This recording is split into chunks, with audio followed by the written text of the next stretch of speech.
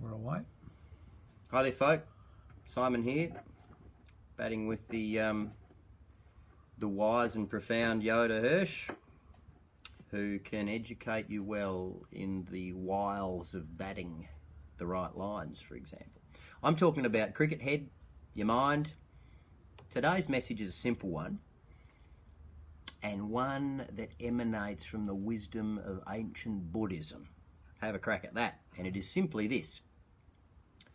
In life and in playing cricket, it is not so much what happens that matters, but the meaning that you attach to what happens, the significance that you place on what happens, what you feel about what happens. So you might get a duck and you might get 100. If you get a duck, you might be devastated, you might be suicidal, or you might just be quite philosophical.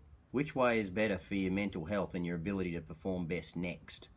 Beating yourself up about it is not particularly positive. When I used to play, my emotional graph was like this. I'd do well, I'd be thinking I was King Kong, Albert Einstein, Michael Jordan, wrapped up in a tale of God. And when I'd do poorly, I'd have a self-esteem crisis and be cutting my wrists with a blunt butter knife and be assessing myself as lower than a bug.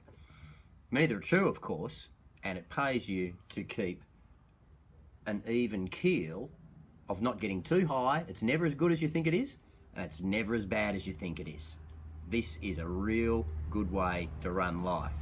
So, again, the message is, it's not so much what happens, but what you think and feel about what happens.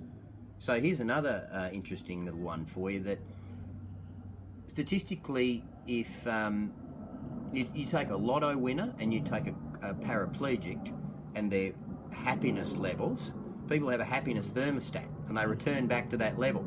So the guy that wins $1 million, typically people spend their $1 million in no time, but 3 months afterwards, the guy who's won $1 million and the guy who's lost the capacity to walk have returned back to the happiness levels that they had before.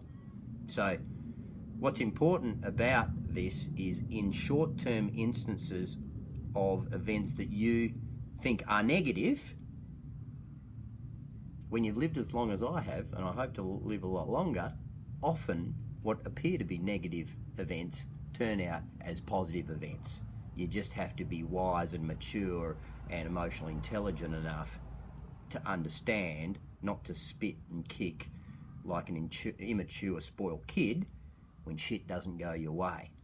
So if you can learn from negative events, so-called negative events, because let's face it, you don't so much learn when they're positive events, because you're celebrating, because you're patting yourself on the back.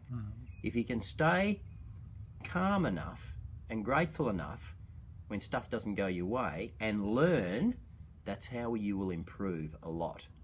So when something happens that isn't what you